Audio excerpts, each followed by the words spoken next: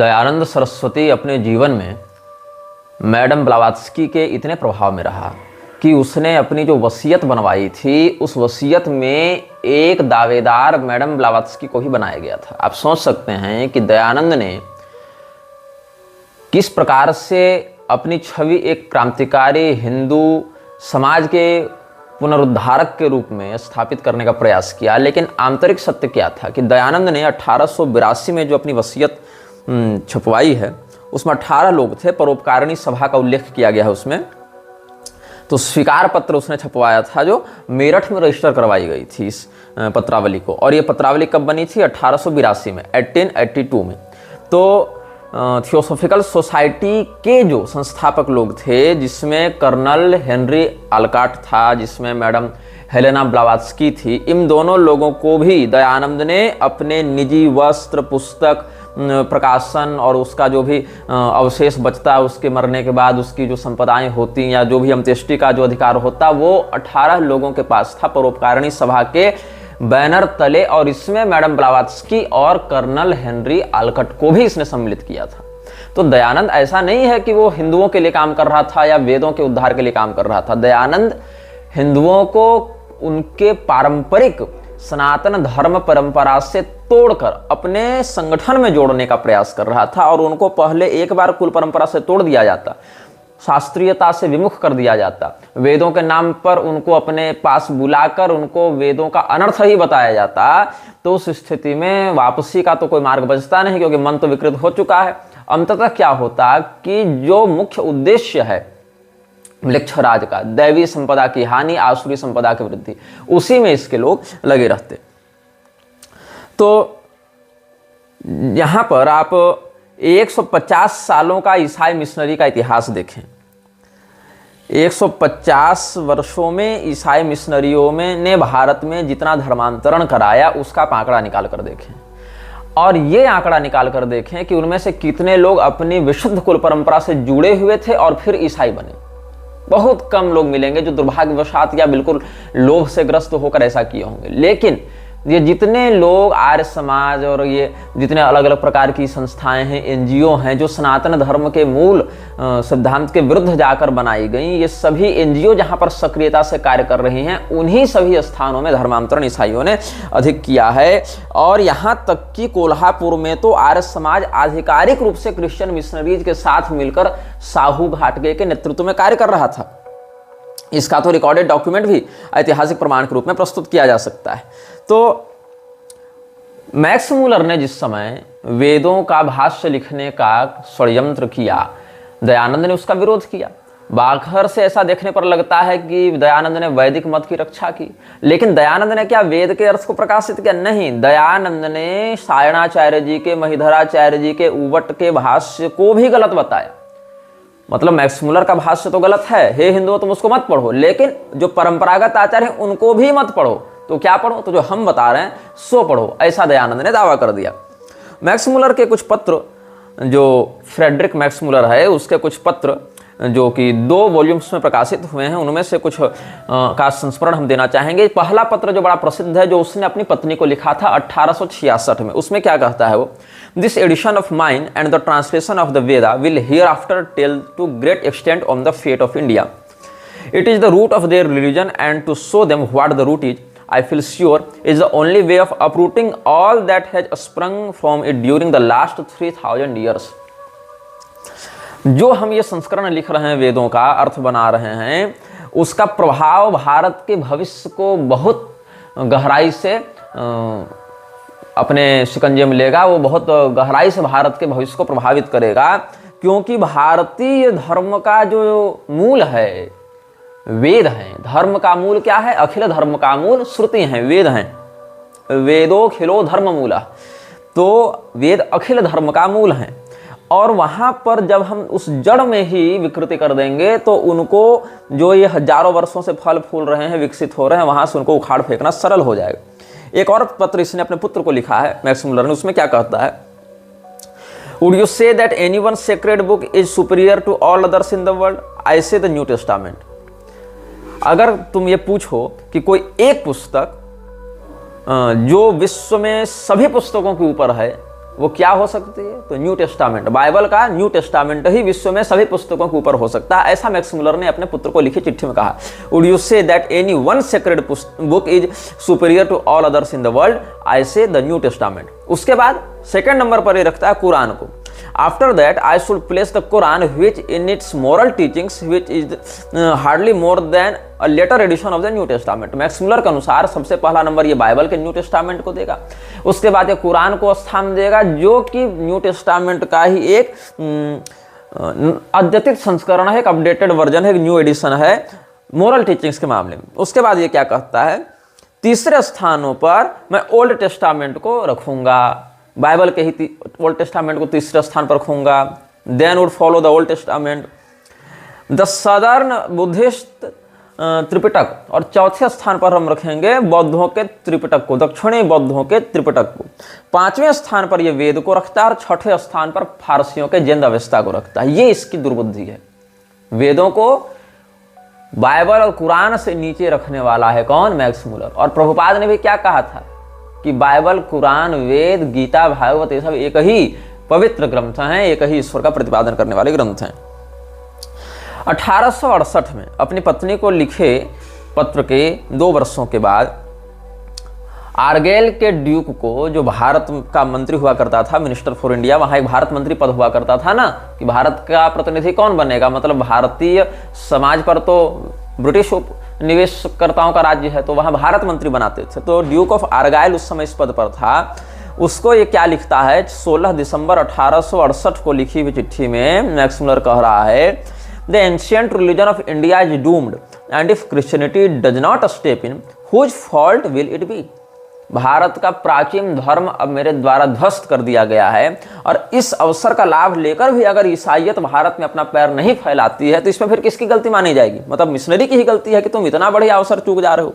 ऐसे ही बायरामजी मलाबारी को 29 जनवरी 1882 को मैक्स मुलर ने चिट्ठी लिखी है। उसमें क्या कहता है, I wanted to tell what the true historical view of this value of this ancient religion is as looked upon not from an exclusively European और Christian but from a historical point of view, but discover it in steam engines and electricity and European philosophy and morality and you deprive it of its true character. The true historical value of Vedic religion को मैं जानता हूं, मतलब कि वैदिक धर्म का जो वास्तविक महत्व है, ऐतिहासिक महत्व, उसको हम जानते हैं, ये कहता था मैक्स मुलर। और इसीलिए उसको विकृत करने का हम प्रयास कर रहे हैं, क्योंकि अगर ये विकृत होगा तो भारत में अतिशीघ्र ईसाइयों का बाहुल्य बढ़ेगा। इसी काम को राजा राम मोहन राय बढ़ाने में लगा रहा, इसी काम को दयानंद भी आगे बढ़ाने में लगा रहा, किंतु दयानंद ने मैक्स मुलर की इन बातों का खंडन किया, विरोध किया। अगर विरोध नहीं करता तो लोगों को खुलेआम पता चल जाता कि भैया ये तो ईसाई मिशनरियों के लिए काम कर रहा है। तो इसीलिए उसने क्या किया, दयानंद ने मैक्स मुलर का विरोध किया, ताकि लोगों को लगे नहीं ये तो ईसाइयों के खिलाफ लड़कर हिंदू धर्म की रक्षा कर रहा है। लेकिन क्या किया दयानंद ने इसके साथ साथ? दयानंद ने सीधे सीधे हमारे सनातन धर्म के मान्य ग्रंथों को ही नकारना आरंभ कर दिया। दयानंद ने क्या किया,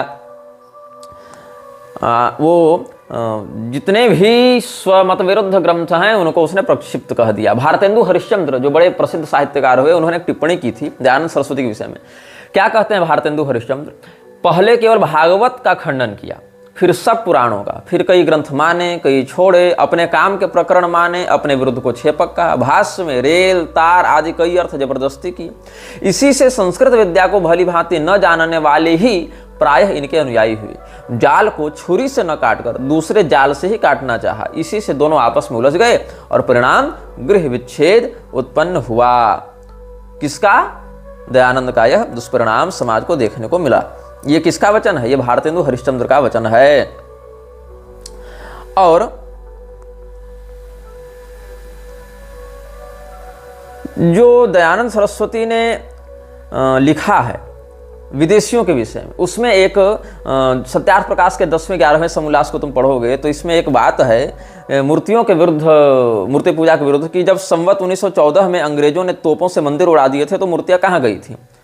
अधेलों ने तो वीरता की और शत्रुओं को मारा, बघेलों ने तो, हाँ टाइपिंग मिस्टेक है, बघेलों ने तो वीरता की और शत्रुओं को मारा, परंतु मूर्ति एक मक्खी की टांग भी न तोड़ सकी।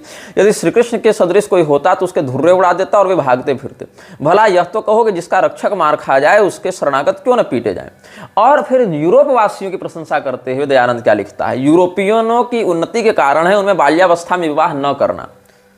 तो शास्त्रों जो कन्यादान की आई है उसका निषेध कर दिया कि अंग्रेज लोग बहुत बढ़िया कर रहे हैं बचपन विवाह न करके।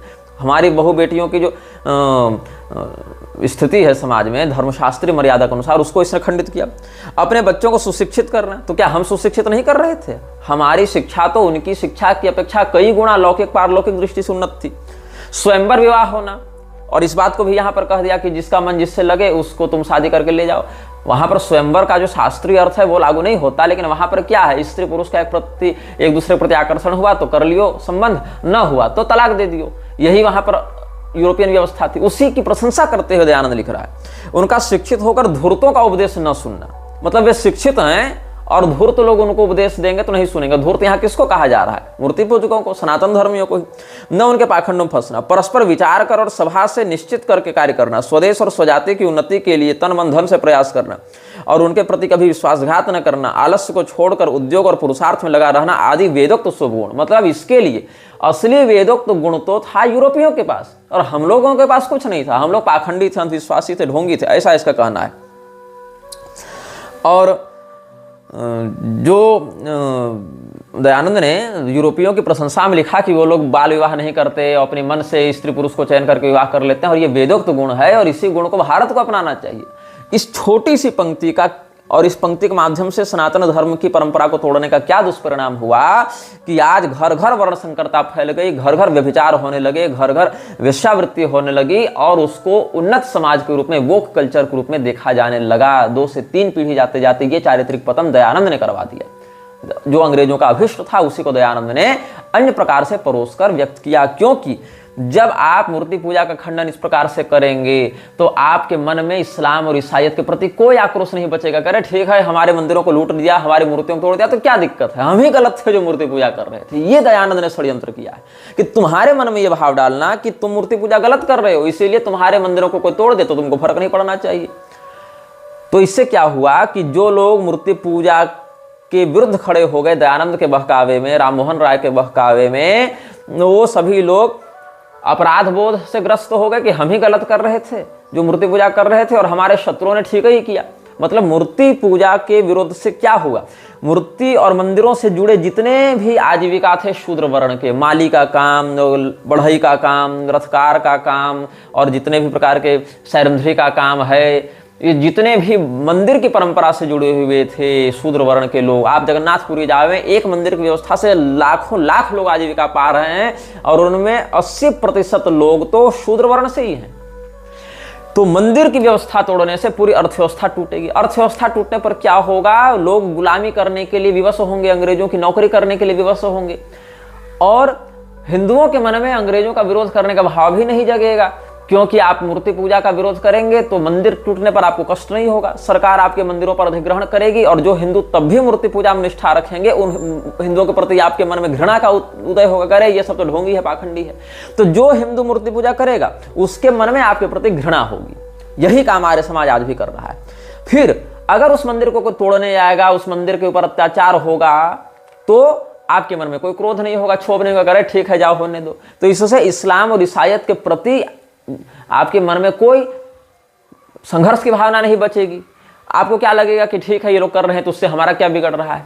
तीसरी बात, इसमें कर्मणा वर्ण व्यवस्था को लाने का दुष्परिणाम ये कि कोई भी व्यक्ति मुसलमान ईसाई पहले आपके मंदिरों को तोड़ेगा, आपके मन में कोई क्रोध नहीं, फिर आपके यहाँ आकर आर्य समाज मंदिर में कहेगा हम आर्य बन गए, फिर जैसा काम है वैसा वर्ण होता है, तो क्या होगा, फिर वो कहेगा कि हम ब्राह्मण बन गए, क्षत्रिय बन गए, फिर आपकी बहु बेटी भी उठा कर ले जाएगा, और लोग कहेंगे अरे ठीक ही तो है, वो ब्राह्मण क्षत्रिय तो कर्म से होते हैं इसलिए ऐसा हो गया। कितना बड़ा षड्यंत्र है इसको तुम समझना, वृक्षराज की इस व्यवस्था के पीछे कितना बड़ा षड्यंत्र चल रहा है। और जिन धर्मशास्त्रों से ये सब बातें खंडित तो होंगी उन सबको अप्रमाणिक मान लिया जाए। इसीलिए क्या कहता है, तीसरे समोल्लास के आगे आप बढ़ते जाएंगे तो क्या कहता है कि ये सब मिथ्या जाल कहा है पुराणों को, इसे कि कुछ ग्रंथ परित्याग के योग्य जाल ग्रंथ, कपोल कल्पित मिथ्या ग्रंथ है। इनमें यदि थोड़ा बहुत सत्य भी है तो वह वेद का, और असत्य इनके घर का है। इसीलिए इन असत्य मिश्रित ग्रंथों को उसी तरह त्याग देना चाहिए जैसे विष युक्त अन्न को। सत्य का ग्रहण तो वेदादि शास्त्रों से ही हो ही जाता है, फिर इस मिथ्या जाल को क्यों गले लगाया जाए। अब मिथ्या ग्रंथ क्या होगा इसके लिए, मिथ्या जाल क्या होगा इसके लिए, तो मिथ्या जाल हैं जो भी वेद पुराण और स्मृतियां, तंत्र, जो दयानंद के मत के विरुद्ध हैं। वेद को भी पूरा नहीं मानते। उपलब्ध 20-22 शाखाओं में, जिसमें 14 तो बिल्कुल अविच्छिन्न परंपरा से भी प्राप्त होने, उसमें केवल 4 को ही मानते हैं। तो क्या ये वेद को भी पूरा माने? नहीं, वेद भी इनके मापदंड पर वेद माने जाएंगे, नहीं तो नहीं माने जाएंगे। कोई भी आप उपनिषद दिखाइए जहां से मूर्ति पूजा सिद्ध होती है, ये कहेंगे वेद ही नहीं है। कोई भी श्रुति दिखाइए, अजायमानो बहुधा विजायते इत्यादि दिखाइए, नहीं, कुछ नहीं मानना है इन लोगों को। इन लोगों को नतस्य प्रतिमास्ति पर लड़ना है, लेकिन उसके बाद वाले विषय पर चर्चा नहीं करने की। नतस्य प्रतिमास्ति ये पूरा तो मंत्र नहीं है ना, यस्य नाम महद्यस, ये सब भी तो चर्चा करेंगे।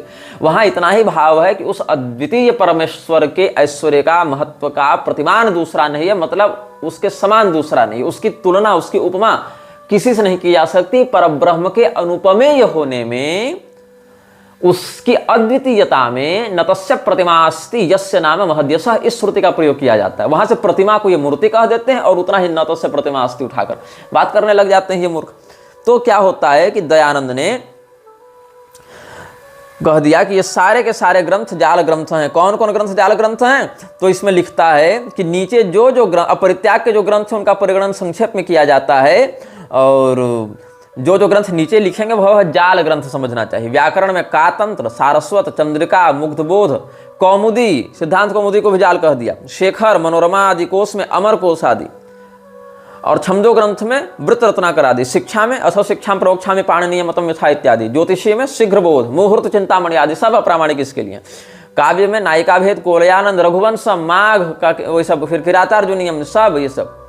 मीमांसा में धर्म सिंधु अप्रामाणिक हो गया। व्रत वैशेषिक में तर्क संग्रह आदि, ये सब। न्याय में जागदीशी इत्यादि, तर्क संग्रह इत्यादि को भी ये अप्रामाणिक कह दिया, अन्नम भट्ट वाली। योग में हठ प्रतिपिकादि भी अमान्य है। सांख्य में सांख्य तत्व कौमुदी आदि अमान्य है। वेदांत में योग वासिष्ठ भी अमान्य है। पंचदशी अमान्य है। वैद्यक में सारंगधर संहिता भी अमान्य है। स्मृतियों में मनुस्मृति तो अमान्य पूरी नहीं कर पाया, तो कह दिया प्रक्षिप्त श्लोक। और प्रक्षिप्त श्लोक कुछ नहीं, जिन श्लोकों से आर्य समाज का खंडन होता है उसको इन्होंने प्रक्षिप्त घोषित कर रखा है। किसने प्रक्षिप्त किया, कब किया, इससे पहले की अप्रक्षिप्त प्रति कहाँ है, इसका कोई अता पता नहीं, लेकिन कह दिया कि ये सब प्रक्षिप्त है। और अन्य सब स्मृति, मनु के अलावा तो बाकी सारी स्मृति अप्रमाण हो गई, और मनुस्मृति में भी जितना हम मानते हैं उतना ही प्रमाण होगा, बाकी प्रक्षिप्त कह दिया इन लोगों ने। ये इनका नाटक है। सब तंत्र ग्रंथ प्रमाणिक, सब पुराण, तुलसीदासकृत भाषा रामायण, भाषा निबद्ध मति मंजुल मातनोती, तो भाषा रामायण, रामचरितमानस को यहाँ इसने कहा है। रुक्मिणी मंगल आदि और सर्व भाषा ग्रंथ ये सब कपोल कल्पित मिथ्या ग्रंथ हैं, ये इसने कहा है। किसने कहा है? दयानंद ने। अब इस ग्रंथ में क्या हुआ, जो हमने अभी इन ग्रंथों का नाम बताया, इन ग्रंथों में दयानंद की सारी पोल खोलने की क्षमता है, इसीलिए उन सभी ग्रंथों को इसने अप्रामाणिक कह दिया। और ये जो हैं संप्रदाय, ये सब जो ग्रंथ हैं, ये सब दयानंद ने प्रथम शत्रु के रूप में बताया। ये हमारे प्राथमिक शत्रु हैं, यही हमारे असली शत्रु हैं। उसके बाद जब व्यापक विरोध होने लगा समाज में, तब इसने सोचा जब तो डैमेज कंट्रोल करना पड़ेगा, तो थोड़ा बहुत ईसाइयों के विरुद्ध भी लिखना पड़ेगा, इस्लाम के विरुद्ध भी लिखना पड़ेगा। तब इसने 13वां और 14वां समोल्लास, बाद में असली सत्यार्थ प्रकाश में नहीं, उसके बाद में ऐड करके डाला गया, उसमें अल्टरेशन की गई। और उससे पहले संस्करण में भी बहुत कुछ बातों को हटाया है, तोड़ा है, मरोड़ा है, सीधे सीधे प्रकरण ही हटा दिए हैं प्रथम संस्करण के सत्यार्थ प्रकाश से। इसीलिए मैं कहता हूं कि ये सारे जितने एनजीओ बाज हैं ना, ये सब धर्म नहीं है, ये सब अंग्रेजों के उठाए हुए संस्थान हैं। यहां तक कि आर्य समाज में तुम विवाह करने जाओ तो दोनों का हिंदू होना भी जरूरी नहीं है, एक पक्ष हिंदू है पर्याप्त है, बाकी सब लोग आर्य हो गए। कृणवंतो विश्वमार्यम कहते हैं, तो पूरा संसार आर्य, और हमारा मेंबरशिप ले लो तो तुम आर्य समाजी, और तुम फिर कुछ भी करो। ये नाटक चला रखा है इन लोगों ने। शादी के बाद जितने लव जिहादी हैं सब आर्य समाज में जाकर वहां से हिंदू होने का, आर्य होने का सर्टिफिकेट लेकर आ जाते हैं। उसके बाद उनका षड्यंत्र तो तुम जान ही रहे हो कि क्या क्या करते हो।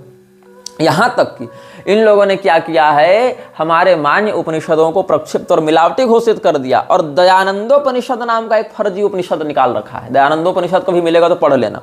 और यहां तक कि संस्कृत के विद्वानों से चापलूसी करवा के, जिसमें एक व्यक्ति का मैं नाम लेना चाहूंगा, कपिल देव द्विवेदी, कौन है, कहाँ का प्रोफेसर है, पता कर लेना।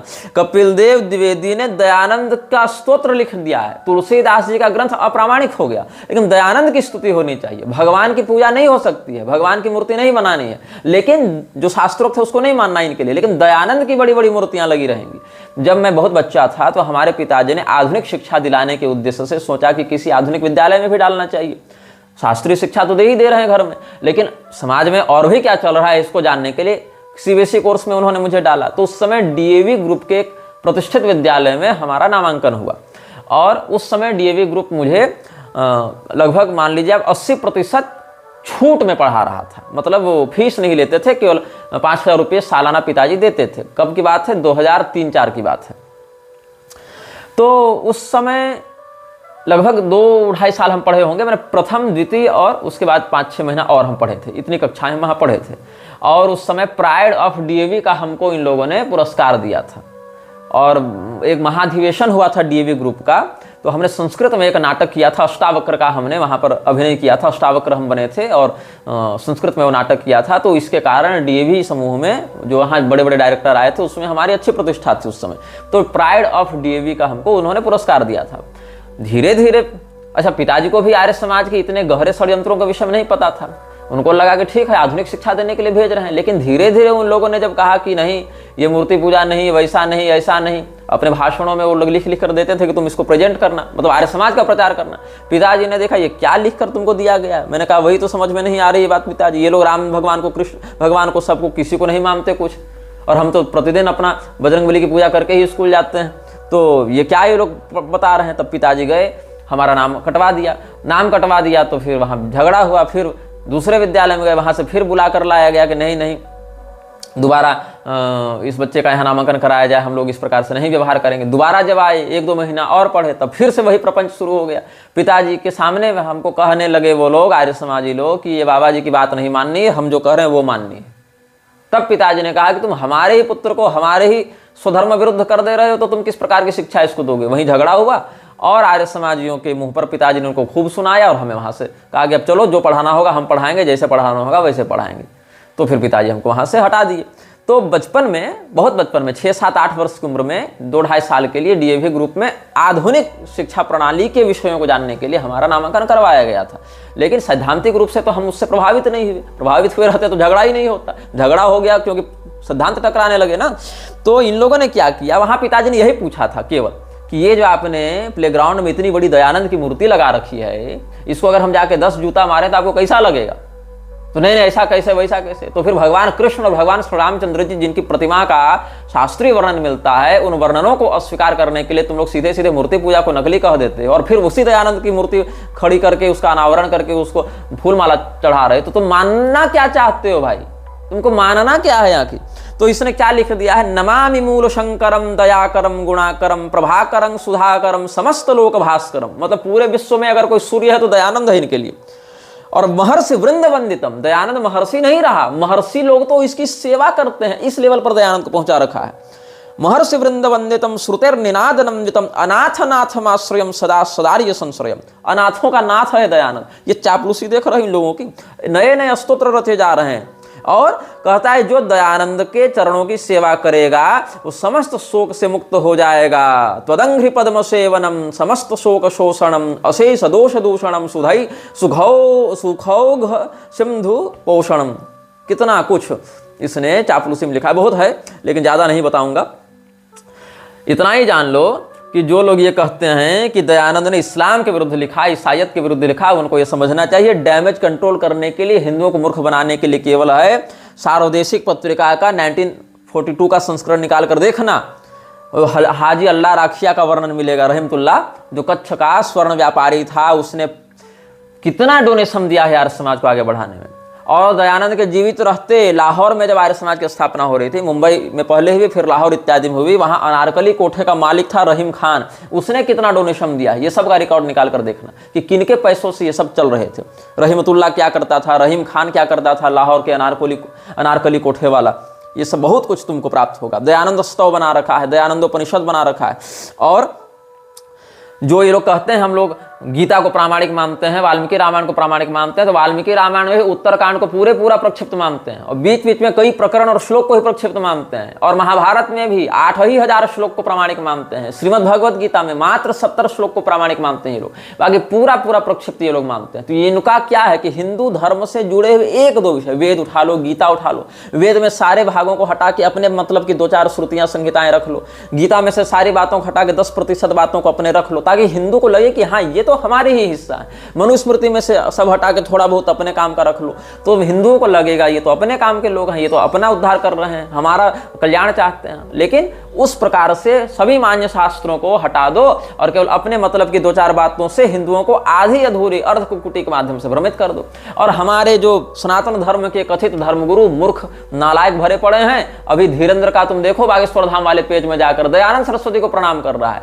उसको श्रद्धांजलि दे रहा है। अम्बेडकर का चरण तो पहले ही चूम चुका है, अब दयानंद का चरण चूम रहा है, जबकि वही दयानंद भगवान श्री रामचंद्र जी को भगवान ही नहीं मानता। वही दयानंद गोस्वामी तुलसीदास जी और रामचरितमानस के विरुद्ध कितना कुछ बोला है। लेकिन इन लोगों को क्या मतलब है, हमको गाली देंगे ये लोग कि तुम निंदा कर रहे हो। अरे जिसने वास्तव में निंदा की उसका हम विरोध कर रहे हैं, तुम निंदकों के चरण चूम रहे हो और उनकी पोल खोलने वाले को तुम निंदक बता रहे हो, ये तुम्हारी मूर्खता है। तो जो मैडम ब्लावात्स्की के विषय में हम बता रहे थे, उसका क्या संबंध रहा दयानंद से। जो थियोसॉफिकल सोसाइटी की स्थापना हुई उसमें दयानंद ने एक पत्र लिखा है अपने समावेश के लिए। तो दयानंद ने थियोसॉफिकल सोसाइटी ज्वाइन भी की है और दयानंद ने थियोसॉफिकल सोसाइटी से अपना संबंध तोड़ भी लिया। दोनों बातें हुई, यहाँ घुसा भी और यहाँ से वो भाग भी गया। क्यों गया बाहर, क्यों उसने फिर बाद में थियोसॉफिकल सोसाइटी का विरोध भी किया, इसके विषय में भी हम आपको बताएंगे। लेकिन इससे पहले हम आपको बताएं द ग्रेट व्हाइट ब्रदरहुड के बारे में। द ग्रेट व्हाइट ब्रदरहुड क्या है? ये थियोसॉफिकल सोसाइटी का वास्तविक नाम है। थियोसॉफिकल सोसाइटी तो बाहर से चल रही थी ना, अंदर से इस संस्था का, क्योंकि फ्रीमेसन्स के ये लोग थे, तो इन्होंने द ग्रेट व्हाइट ब्रदरहुड अपना नाम रखा था। और ये क्या है, कुछ विशेष मनुष्यों के या कुछ विशेष शक्तियों के माध्यम से लोगों को एक विशेष बात का उपदेश देने के लिए इन लोगों ने संगठन बनाया था। 32 लोगों के विषय में हम पहले अनुभागों में बता चुके हैं आपको।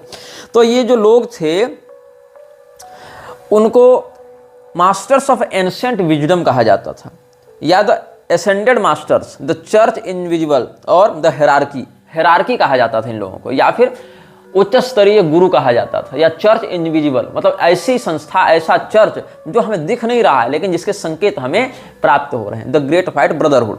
अब कहा गया कि द ग्रेट व्हाइट ब्रदरहुड में कितने लोग हैं, तो सबसे पहला व्यक्ति जो इसके विषय में खुलकर सामने आया वो हमारे इस प्रकरण की नायिका जो थी हेलेना पेट्रोवना ब्लावात्स्की, वो थी the white brotherhood, the great white brotherhood की ये प्रोमिनेंट लीडर रही। इसके बाद इसने क्लेम किया कि हमें बहुत सी शक्तियों से संकेत प्राप्त हो रहे हैं और हम उन्हीं के आदेश पर चलेंगे। तो इसके पीछे पीछे कौन लोग आए? हेलेना रोइचिडिच आई, एलाइस ए बेली आई, गै बालार्ड आया, गेराल्डिन इनोसेंट आई, Elizabeth Clare Prophet, Bob Sanders और बेंजामिन क्रेम, ये सब लोग मिलकर, इन लोगों के नाम भी पहली बार ही बता रहा हूं, ये थियोसॉफिकल सोसाइटी के साथ उतनी सक्रियता से नहीं जुड़े थे जितने बाकी लोग जुड़े थे, लेकिन द ग्रेट व्हाइट ब्रदरहुड के बैनर तले ये लोग थियोसॉफिकल सोसाइटी को समाज में आगे बढ़ा रहे थे। अब ये पूछा गया कि ये जो परम गुरु की बात है, जो एसेंडेड मास्टर्स की बात है, वो मास्टर्स कौन है? तो कहा हमको जिन गुरुओं से ज्ञान मिलता है वो गुरु में मास्टर जीसस हैं। सबसे पहले तो जीसस क्राइस्ट से हमें सिग्नल मिल रहा है, फिर चीन के विचारक कन्फ्यूशियस हैं, फिर गौतम बुद्ध हैं, फिर जीसस की अम्मा हैं Mary the mother of Jesus हैं, फिर हिलेरियन है, फिर इनोक है, पॉल द वेनेटियन है और क्वाइन यीन है, सेंट जर्मन हैं और कुथुमी हैं। इनमें से कोई व्यक्ति सनातन धर्म का नहीं है, सारे लोग वेद विरोधी मत के प्रचारक हैं, इसमें कोई भी वैदिक मत का अनुयायी नहीं है। तो द ग्रेट व्हाइट ब्रदरहुड, जिसके कथित सारे उपदेशक या संकेत प्रदाता सारे अवैदिक म्लेच्छ मतों के आसुरी तत्वों के पोषक रहे, उन सारे लोगों से जुड़ी संस्था में दयानंद क्या कर रहा था? उन 32 लोगों में दयानंद क्या कर रहा था? अब कहा गया कि ये सारे लोग जो हैं वो तुमको क्यों ज्ञान बता रहे हैं, तो इसीलिए कहा गया कि हम जो है मेटाफिजिकल एक्सपीरियंसेस कर रहे हैं और हमारा यह कर्तव्य है कि हम उस परम ज्ञान को मानवीय सभ्यता में लागू करके मनुष्यों को उद्धार का मार्ग दिखाएं। और इसके लिए थियोसॉफिकल सोसाइटी की राइटिंग्स के अंतर्गत HP ब्लावात्स्की ने एक पुस्तक लिखी जिसका नाम था अग्नि योग। जिन लोगों ने मेरे पिछले अनुभागों को देखा था उनमें से बहुत लोगों ने एक बड़ी अच्छी टिप्पणी की थी कि म्लेच्छ के लिए अग्नि पूजा का भी विधान भविष्य पुराण आदि में बताया गया। वो क्या है, तो यहाँ अग्नि पूजा अग्निहोत्र का नाम नहीं, ऐसे ही अग्नि योग की बात है।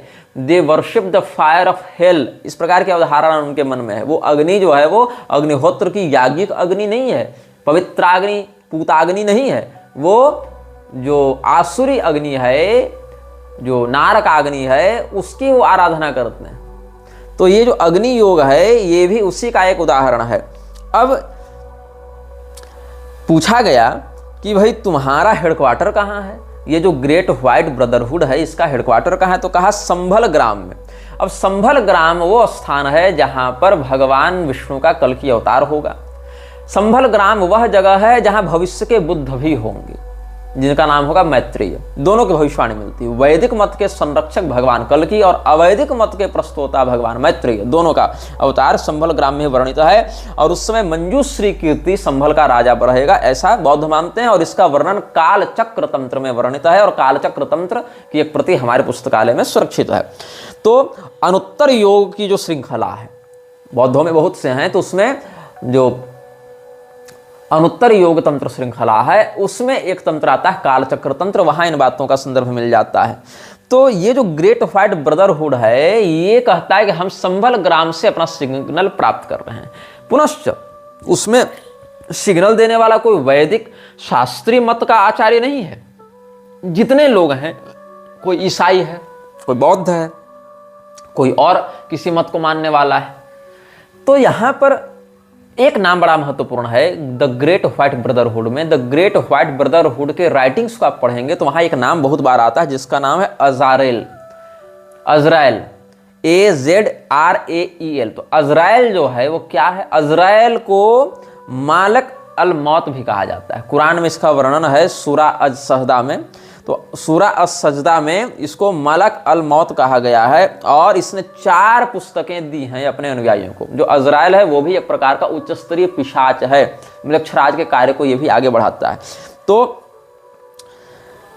इसका स्वरूप कैसा है, एक व्यक्ति जिसने काले रंग का क्लॉक पहन रखा है, हुडेड क्लॉक, जैसे आप इसको देखे होंगे कभी किसी फिल्म में या किसी फोटो में। ग्रीम रीपर, ग्रीम रीपर एक अवधारणा है मृत्यु के देवता के विषय में, जो बहुत पतला दुबला कंकाल नुमा दिखता है और उसकी लंबाई बहुत अधिक है और काले रंग का चोगा जो हुडी पहना रहता है और पीछे पूरा क्लॉक उसका पर्दे के समान गिरता रहता है और अपने हाथों में एक लाठी लिए हुए और उस लाठी के ऊपर एक लोहे का नोक वाला लगा हुआ है, कटार जैसा, मतलब वो कर्व है एक, और उसमें एक लाठी लगी हुई है और वो ग्रीम रीपर लोगों को मारने के लिए आता है। तो ग्रीम रीपर जो है उसी के समान मलक अल मौत अथवा अज़राएल का स्वरूप बताया गया है। अलग अलग सभ्यताओं में अलग अलग नाम से इस पिशाच को ये लोग कहते हैं। तो ये अज़राएल ही teachings of the great white brotherhood के मूलभूत 4 पुस्तकों का उपदेष्टा है। और ये मैडम ब्लावात्स्की का थियोसॉफिकल सोसाइटी के पीछे का चेहरा था। मतलब कितने लेयर्स बने हुए हैं, कितनी परतें बनी हुई हैं इस प्रकार के संगठनों में, ये तुमको समझना पड़ेगा। बाहर से लग रहा है आर्य समाज तो क्रांति ला रहा है और भारत को आगे बढ़ा रहा है। आर्य समाज कहाँ से जुड़ा है, वो थियोसॉफिकल सोसाइटी से जुड़ा है। Theosophical society the great white brotherhood से जुड़ी है। द ग्रेट व्हाइट ब्रदरहुड मृक्षराज के अज़राएल पिशाच से जुड़ा हुआ है। ये पूरा का पूरा क्रम चल रहा है। तो 1850 और 1860 के बीच में HPB जब कबालिस्टों से मिल रही थी, जो यहूदियों का एक तांत्रिक संप्रदाय माना जाएगा, और द्रूज रिलीजन एक था वहाँ पर, कबीली लोगों ने द्रूज नाम का एक मत चला रखा था, और कॉप्टिक क्रिश्चियनिटी इन लोगों के ये संगठन में रही थी। तो रोशन के साथ ये, जब रोशन उसके साथ यात्रा किया करता था ना, रोशन 32 में से तीसरा व्यक्ति था, आप उसके विषय में पिछले अनुभागों में सुन सकते हैं। तो रोशन के साथ ये कायरो में रहने लगी थी, वहाँ पर उसको बहुत कुछ तंत्र विद्या के विषय में जानकारी मिली, वहाँ वो प्रैक्टिस करने लगी। फिर उसको जमाल अद-दीन अफगानी मिला था, जो पॉलिटिकल रिफॉर्मर और सूफी टीचर हुआ करता था। उसके बाद ये मैक्स थियन से मिली, जो एक पोलैंड का जू था, जो लुई बेम्स्टेन के नाम से भी प्रसिद्ध था। तो इसके विषय में बता चुके हैं। इसका मीरा अल्फासा से क्या संबंध था, मीरा अल्फासा का अरविंदो से क्या संबंध था, बहुत लोगों से मिली। और उसके बाद फ्री मैसन्स का एक लीडर था राफेल बॉर्ग, इससे ये मिली। तो राफेल बॉर्ग और HPB और मेटामॉन और बेम्स्टेन, ये सारे लोग मिलकर कायरो में 1871 में तांत्रिक ऑकल्ट सोसाइटी की रचना करने का, स्थापना करने का प्रयास करते हैं, लेकिन उस समय ये असफल होते हैं। ये लोग कोई समाज सुधारक और कोई क्रांतिकारी छवि वाले लोग नहीं थे। एक सब बहुत ही घृणित कार्य करने वाले पिशाच पूजक थे, जो मिलक्षराज के काम को आगे बढ़ाना चाहते थे। तब क्या हुआ, 1871 में जब कायरो में ये संगठन करने का स्थापना का प्रयास करने लगे, ऑकल्ट सोसाइटी बनाने का, और ये असफल हुए, तो उसके 2 साल के बाद रोशन के साथ ये फिर से मिलकर न्यूयॉर्क में अपने मैसोनिक, फ्रीमेसन और रोसिक्रूसियन एसोसिएट्स के साथ मिलकर, रोसिक्रूसियन सोसाइटी के विषय में हम पहले बहुत पुराने अनुभागों में बता चुके हैं। तो फ्रीमेसन्स के साथ और रोसिक्रूसियन सोसाइटी के साथ मिलकर इसने 1873 में न्यूयॉर्क में चार्ल्स सॉथर्न का सहयोग लेकर थियोसॉफिकल सोसाइटी की नींव डालने का प्रयास किया। और सॉथर्न कौन था? कैग्लियास्त्रो का आपने नाम सुना होगा। कैग्लियास्त्रो एक भविष्यवक्ता हुआ करता था, जिसके विषय में अरविंदो विशेष एपिसोड में हमने बताया है। शायद एपिसोड 34 या 35 होना चाहिए, 34 के आसपास मैंने बताया था। तो कैग्लियास्त्रो जिस संस्था से जुड़ा हुआ था, जिसमें मैसोनिक राइट ऑफ मेम्फिस था और सोसाइटियस रोसिक्रुयाना इन एंजेलिया, तो इन दोनों संगठनों से कैग्लियास्त्रो सम्मानित था, एसोसिएटेड था। इन्हीं दोनों संगठनों से जुड़ा था सोथेरन, जो चार्ल्स सोथेरन था। तो चार्ल्स सोथेरन ही थियोसॉफिकल सोसाइटी को बनाने में फ्रीमेसन और रोसिक्रूसियन लोगों को साथ में लाकर HPB का सहयोग करता है। उसके बाद इजिप्ट में, मिस्र में एक लक्सर ब्रदरहुड था, ब्रदरहुड ऑफ लक्सर, लश्कर नहीं, लक्सर, LUXOR, वो लश्कर तैयबा वगैरह अलग होते हैं। तो ये जो ब्रदरहुड ऑफ लक्सर था, ये भी पैशाचिक गतिविधियों को अंजाम देने वाला एक गुप्त संगठन था। और ये इससे कौन जुड़ा था? बेम्स्टेन। तो बेम्स्टेन ही बाद में मैक्स थियन बन गया था ना, जो मैक्स थियन मीरा अल्फासा के गुरु बना बाद में, जो अरविंदो विशेष में हम बता चुके हैं। तो ये जो ब्रदरहुड ऑफ लेक्सर था, ये भी बड़ा मिस्टीरियस था और इससे जुड़ा हुआ था बेम्स्टेन। तो अलग अलग गुप्त संस्थाओं के लोगों ने मिलकर एक और दूसरी संस्था की नींव डाली थी, और secret society like the Rosicrucian lodge, यही इनकी महत्वाकांक्षा थी कि हम रोसिक्रूसियन लॉज की तरह एक सीक्रेट सोसाइटी की स्थापना करें। और HPB ने कर्नल ऑलकट के साथ मिलकर फिर 1878 में TS को आधिकारिक रूप से मैसोनिक ऑर्डर बनाने का और मैसोनिक ऑर्डर के अंतर्गत कार्य कराने का विजन रखा, और ऐसा इन्होंने किया। और फिर 1879 में जब ये भारत आई, तो ब्लावात्स्की यहाँ के लोगों से और प्रभावित होने लगी, और वो फिर उनके माध्यम से अपने कार्य को आगे बढ़ाने लगी, जिसमें सबसे पहला व्यक्ति जो ऑलकट और HPB के जीवन में इस कार्य को आगे बढ़ाने के लिए सामने आए, उसका नाम था Swami Dayanand Saraswati. After her 1879 arrival in India, however, new forces behind the scenes became far more important influences on Blavatsky. Initially, she and Olcott honored Swami Dayananda Saraswati, founder of the reform group of the Arya Samaj, as their Indian guru. Dayananda denounced all Hindu practices and doctrines from the post-Vedic period and wished to make Indian society on the basis of his interpretation of Vedas. From Olcott's memoirs, it is clear that at first HPB declared the Swami one of the masters. Later, after falling out due to his religious intolerance, he was supplanted by other Indian Mahatmas. क्या हुआ? दयानंद सरस्वती को इन लोगों ने अपना गुरु के रूप में स्थापित किया, चूंकि उसके पास एक धर्मगुरु की छवि थी, एक नाम था, एक वेशभूषा थी। तो हिंदुओं के मध्य अपनी घुसपैठ करने के लिए दयानंद एक अच्छा माध्यम हो सकता था। और बाद में इन लोगों ने क्या किया, आप पढ़ेंगे, जो यूनिवर्सल फ्री मैसनरी की जो वेबसाइट है, वहाँ पर सेंजार के विषय में जो बातें बताई गई, वहाँ क्या कहते हैं ये लोग कि if the manuscript the heretic code is written in Sanjar Brahmabhasya, it can only be read or understood by initiated Brahmanas who have already received the revelation of Atharvana and Angiras. The last and supreme initiation. Atharvana और आंगिरस विद्याओं में, इन तंत्र विद्याओं में जिसकी आभिचारिक निपुणता रहेगी, ऐसा ब्राह्मण ही सिमजार भाषा के ग्रंथ को और ब्रह्मभाष्य को समझ सकता है। और ब्रह्मभाष्य वास्तविक भाषा है ब्रह्मांड की, जो बाद में लोगों ने संस्कृत के रूप में जानना प्रारंभ किया, लेकिन संस्कृत उसका मूल रूप नहीं है। वास्तविक तो संस्कृत से भी पुरानी भाषा सिमजार ही है, ऐसा इन लोगों ने बताने का प्रयास किया था।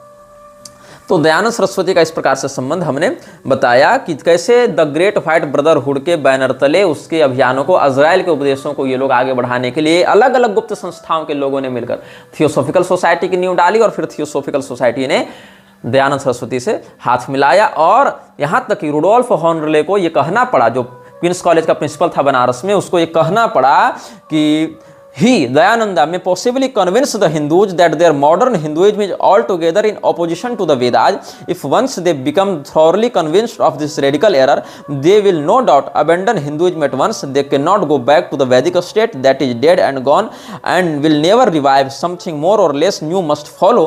We hope it may be Christianity. कि दयानंद हिंदुओं के मन में ये बात डालने में सफल हो जाएगा कि वेद अलग हैं, पुराण अलग हैं, और वैदिक मत जो है वो वास्तविक है, पौराणिक मत नकली है। और एक बार हिंदू इस बात को जान गए, समझ गए, तो पुराणों से उनकी निष्ठा समाप्त हो जाएगी और फिर उनको ईसाइयत की ओर ढकेलना हमारे लिए सरल हो जाएगा। ये प्रोफेसर रुडोल्फ ने कहा, और प्रोफेसर रुडोल्फ दयानंद का बहुत निकटवर्ती व्यक्ति था।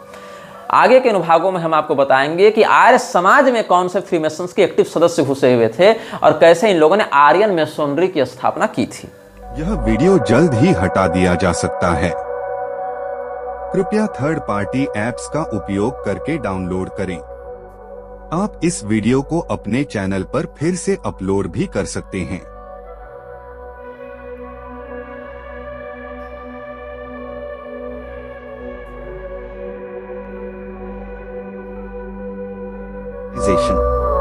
This video may get deleted soon.